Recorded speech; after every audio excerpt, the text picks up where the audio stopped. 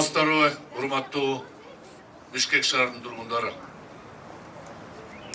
Азыр алпаруучу айтып кетти. Мен атам жөнүндө Абсамат Масалиевич жөнүндө. Көбү билбейт, Абсамат Масалиевич Бишкекте, Фрунзе шаарында горисполкомдун жетекчиси болуп иштеген. Так ушул аян Абсамат Масалиевич председатель горисполком болгон учурунда курулуп бүткөн. Улуу жеңишке арналган аян. Бул бекерден ушул жерде жолугушуу болгон жок.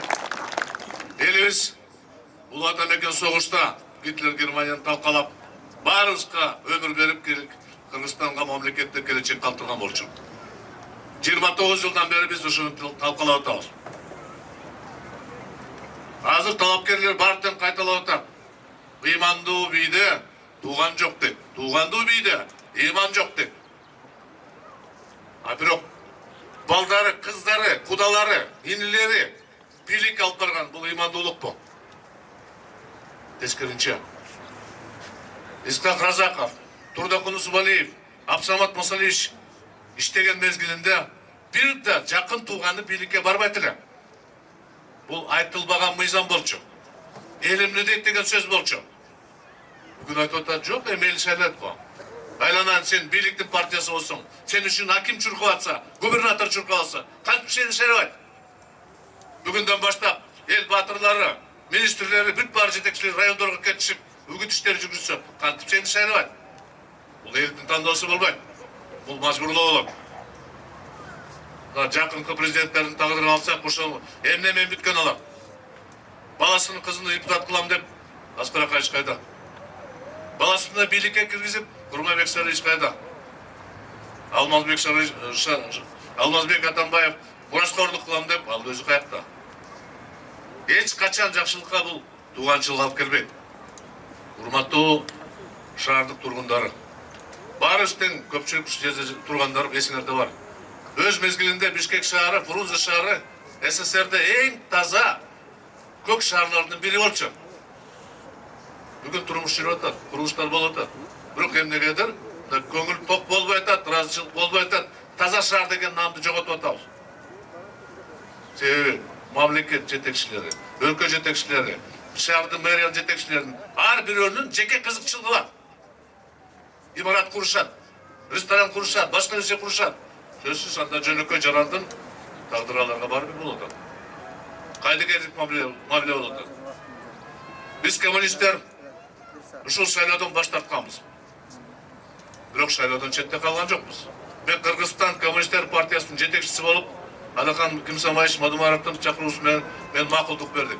Биздин партия уруксат берди. Себеби бүгүн 300гө жакын саясий партиялардын ичинде элге жакын партия бул бүтүн Кыргызстан. Эмнеге?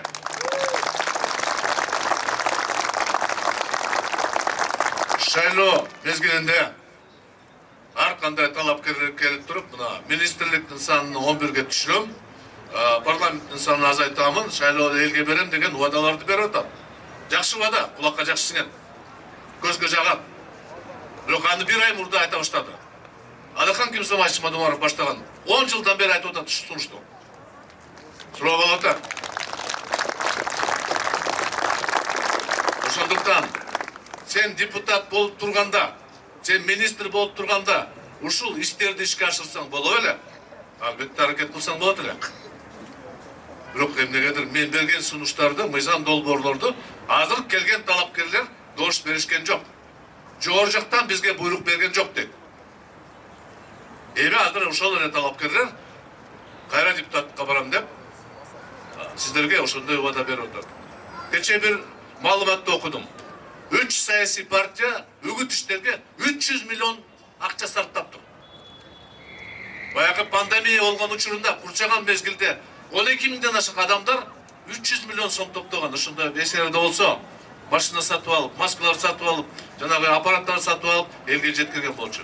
Азыр рекламага, өзүн реклама кылыш үчүн ошондой эле 300 миллион кетип барат. 3 партиядан. Эгер кыйын болсоң, ошондо акчаңды элге жардам берип койбойсуңбу? Болгону 500 киши. Шуну ойлонушубуз керек. Эл бүгүн ушундай саясатчыларга бир гана максат менен керек. Бизди дагы 5 жылга бийликке бергиле. Мен ишенемин, 4 октябрда Кыргыз элибизде жаңы мүмкүнчүлүк пайда болду. Biz özümüzгө бийликти кайтарып алышыбыз керек.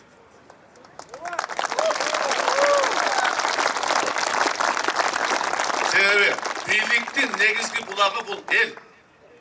Эл депутаттарды шайлап, жоопкерчилик өкмөттү бекитет. Өкмөт жоопкерчилик бекиткен мыйзамды аткарыш керек. Бизде башалман болуп кетти. Өкмөт президентке баш ийип калды, депутаттар президентке чуркап калды. Андай болбош керек. Ал туура эмес.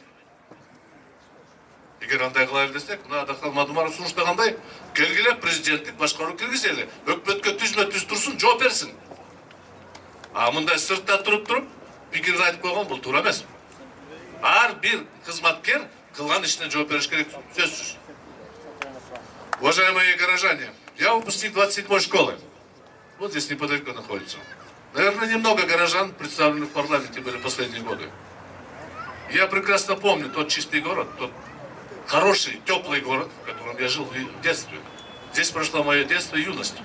Для меня город не чужой. Я хотел бы, чтобы мои дети, чтобы ваши дети, чтобы наши внуки жили в обстановке спокойствия. Чтобы столица была столицей, а не каким-то временным сбором людей. Столица должна быть главным городом нашей страны. Мы не должны стыдиться нашего города. К большому сожалению, горожане стали инструментом для укрепления определенных групп людей. Сейчас наши домкомы ходят со списками своими. Дорогие мои избиратели, в данных выборах у нас предоставляется возможность показать свою волю. Надо избрать в парламент ту политическую партию, которая может жестко сказать «нет» беззаконию, которая может противостоять коррупции, которая может бороться с нарушением закона. Другого выхода нету. Иначе, уважаемые сограждане, мы получим с вами второй Чимкирик. Урматтуу кесиптештер. Мен коммунист катары мына Албарычы айтты атанын уулу деп. Мен эч качан атам мен тең деп айта албайм, укугум жок андай. Эч качан болбойт. Андай кишилер 100 жылда бир жолу жаралышы мүмкүн. Ошондой оюмда эле жок. Бирок мен эсимде бар. Атамда эң ыйык сөз болчу. Эл эмне дейт деген сөз бар. Ушуну дайыма өлкө башчылар, эл башчылар унутпаш керек. Бирок андай болбойт. Төргө чыкканда мен баарын өзүм билем деп айтышат. Ошондуктан 29 жыл башкарган система кыйшык болуп калды. Кыйшык отурсаң, кыйшык кетесиң. Түз отурсаң, түз иштейсиң. Ошону дайыма эске алышыбыз керек. Мен сиздерди чакырат элем. 4-октябрь күнү келип туруп, бюллетенде 8-номердөгү бүтүн Кыргызстан командасын колдоп берсеңиздер, биз иштеп беребиз силерге. Рахмат. Чоң рахмат.